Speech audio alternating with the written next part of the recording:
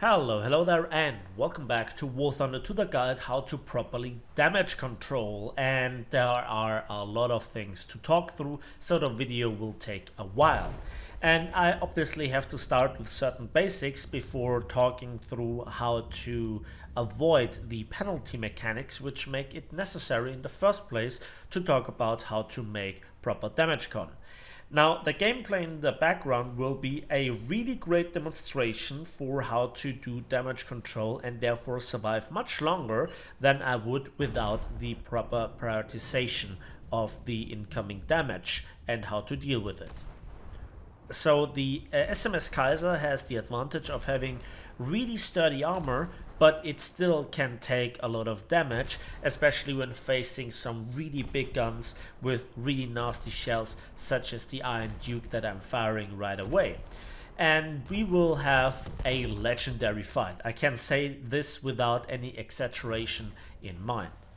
And I think that the SMS Kaiser further also has some advantages and disadvantages. A great disadvantage, in my opinion, is that you cannot really angle the ship properly without having your full firepower because of the echelon arranged mid turrets.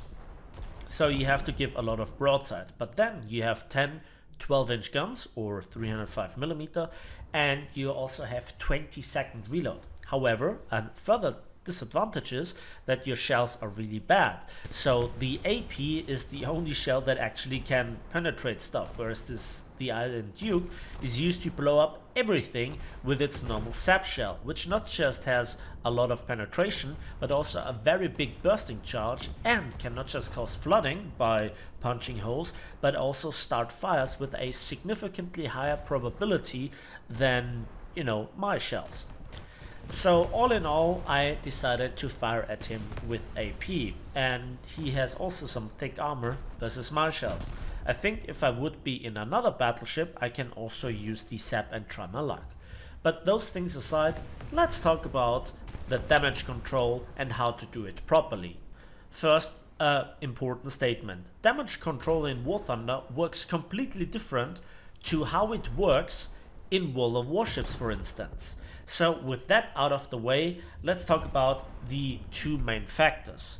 First of all, that you can actually do efficient damage control. For that, you need the tool set and the fire protection system as a starter. You also can, right from the start, even with the stock ship, deal with floodings, which is very helpful, and without it, War Thunder ships would be absolutely unplayable. Even Gaijin has realized this. So this is the equivalent to parts in FPE for tanks, but even more so because ships, when they have all stuff available, can survive multiple hits in theory. And I say this, and I go back to the introduction here a little bit. Obviously, what I say with the damage control party has obviously its limits. If you're in a cruise and you get shot by a battleship, or in a destroyer and getting shot by a cruiser, yeah, there is just so much damage con that you can do before you get blown out of the water by a magazine detonation or something like that. So toolset and fire protection are the equivalent of parts in FP to tanks. And yeah, the difference here already lies that you have unlimited charges of fire protection systems, so to speak, and you further can enhance this with protecting the crew with shrapnel protection and ventilation, further reducing the chance of ammo blowing up with main magazine or even ready rack by the ammo wetting module, and also increase the capabilities of your unwatering capabilities with new pumps. But the core of the damage control is obviously your crew, and so you have a few characteristics that are really important to know. First of all, you have the ability of unwatering time, fire extinguishing, and breach repair, and then at the end also survival leadership, which kind of increases your health bar, so to speak. Obviously, War Thunder's version is the crew counter. And I also would highly recommend that in everything, especially battleships and cruisers, you invest in the expert qualification, because that really gives you a boost to the damage control capabilities. As you drop with crew count, obviously the damage control might take a bit longer. Now, those are the basics. Then there are the three things that can go wrong on your ship. First of all, you receive a leak by getting hit by a bomb or a near impact or a close miss, by a torpedo hit if you survive it in the first place without getting blown up, or also by shell fire hitting the waterline or below. And the degree of flooding can vary. Sometimes you can ignore it and focus on fire or broken modules on your ship. Sometimes it's really urgent to, well, focus on it. So then you have the leak sealed, and then you have to get the water out. Two things are here very important to understand. Flooding can cause listing sometimes, but not always, depending on where the damage is coming from or if it is distributed. That can not just mitigate the protection from your armor, so that then, for example, deck penetrations are more likely, but also your gun elevation might be not enough to then still fire at an enemy.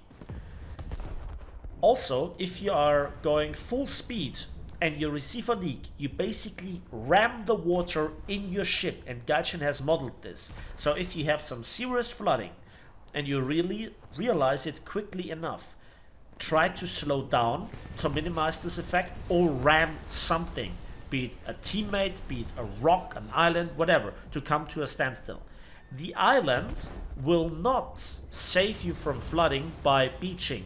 Gaijin has kind of modeled it that you still will sink. So there is so much realism and so much unrealistic side to the damage control in War Thunder.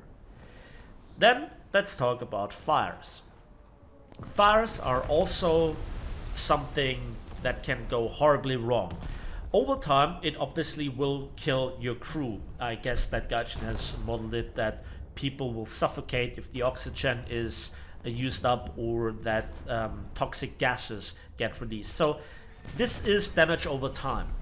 But also, the fire can spread to ready racks and ignite them. This chance will be reduced by the before mentioned module of ammo wetting, but eventually it will blow up. Not just is then this ammunition gone, but also the gun that is intended to fire this ammunition gets damaged, and also the crew around it, and maybe even further modules, get damaged. And also it can spread to the main magazines, so it can blow up without even being successfully penetrated when it comes to your armor. So this is something that you have to consider. Then let's talk about the broken modules. They require various different levels of repair time, and they have various different effects. Obviously, if a turret gets hit, the turret is out of action.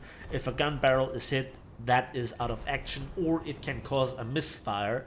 And then also if your funnels are hit, if your engines are hit, if your propeller shafts are hit, obviously you are slower. However, it depends if this model or this module is actually very important at the time. Now, to get a very important thing out of the way, as I said before, it's very important to prioritize your damage control effort. Why?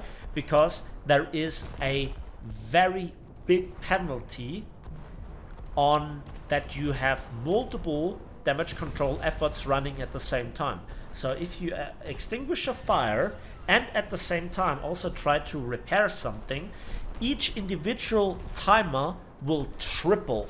So if a fire will take, usually in my case, let's say 5 seconds, and I press repair, it will take 15 seconds. So you can see doing one at a time is more effective. But this is not all. So to go back to the if it is important or not case. As you can see, I don't need my propulsion all that much. Yes, if a torpedo is going my way, this is bad news. Especially long lances will always one-shot you, or most of the time. But I'm here in a gunnery duel. And I'm also already with the enemy in my sight, in the perfect position to bring all my guns to bear. Again, Kaiser is a special case. But I am also already in the objective. I am taking part in capturing it and therefore denying the enemy capturing it, and I want to take out the biggest threat. So I am there where I want to be, so I don't really need propulsion. And battleships are really clumsy in the first place, so even if I would spot a torpedo, it's questionable if I would get out of the way.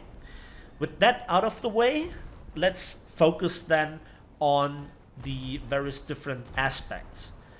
It always depends how big the damage is that you receive and to prioritize it. So yeah, if the flooding is small, but you are there with all your secondaries and AA broken, let's say you're an AA cruiser and a plane is coming in, maybe it's smart to repair your AA, or in general start the repair. A lot of modules, when a lot of modules are damaged, a lot of modules get fixed before the entire counter is running down. And I think that the longest duration is reserved for the funnels, which is, again, Gaijin's decision making. Now let's talk about one aspect that I highly dislike, and here you can see the good news incoming. I am at 10% crew, and if I go lower, then I go into some sort of auto-destruct sequence. So as you can see, now I am at only 2%, and yeah, I now receive additional flooding, auto flooding. It's not caused by the shells that just came in, and I cannot do anything against it. So here, before I go down, I wanna fire at least one last salvo. And here you can see, or you could briefly see, all the additional leaks on the other side, from which I do not even get shot from. This is one of the dumbest mechanics that I have ever seen in any of War Thunder. It's really outstandingly frustrating and hilariously unfun in my opinion. One little trick to avoid the big repair costs: if you from time to time get backups, you might want to use them because you don't have to pay the repair costs of the previous ship. And sometimes the game also bugs out that you even don't have to pay any repair costs if you even get destroyed in the backup. But you know, with battleships, the backups are expensive, but so are the repair costs with up to 88,000 silver lines. So here, for demonstration purposes, I decided to respawn and take my former foe on again. Now finally, let's talk about the firepower and keeping up the reload, because this is something that also has to be discussed. In short, if you have incoming damage, let's say your turret, one of your turrets is broken and you decide to repair it, you then aim at the target and fire, you get a penalty because your crew is not just reloading the guns but also repairing one broken turret. It also could be, I don't know, your engines or something, but you get a longer reload. Now there are two ways to deal with this. First of all, you fire your guns and then you are in the normal reload, which is usually short, and then you start a repair. And obviously, before you then fire your guns, you wait before the repair is done. But sometimes the repair is so long, the reload is so short that you still fire the gun. Now there is a case where you fire your guns because you need to put down the enemy, and maybe he's firing the deadly salvo at you, but then it turns out that he missed you, and then your repair is finished and you're still in the reload, and the reload is longer by a few seconds, again coming to battleships specific scenarios here, than your shorter reload. Then a quick double swap of the ammo, so switching in my case from the AP to the SEP, and again fast back from the SEP to the AP, will reset my reload, obviously, but then I have the short reload. So that is something that you can also play around with, and I think that this is a very powerful tool to keep up your firepower, but also focus here on the damage control. And again, you have to prioritize what at the very moment is the most dangerous for you. So let's say you received a hit to your engines, but you're just in front of cover, then maybe focus a bit more on this. And if your opposition is really nasty, maybe you risk even letting the fire burn for several seconds before you can get your engines back online. But again, in this case, on this map, that is not a viable option. And that brings me to the end of the video, and one very last important thing to mention here: if you have specific questions, specific scenarios, then let me know in the comment section below what you want to know, and I'll answer it. And if there are enough questions, maybe I make a follow-up video talking about the most frequently asked questions. That's it for me today, so thanks for watching, thanks for listening. I hope you enjoyed this demonstration. I hope you enjoyed the information, found it useful. Again, let me know if you did or if you didn't. And as usual, we will see each other on the battlefields, in the skies, and on the waves of War Thunder.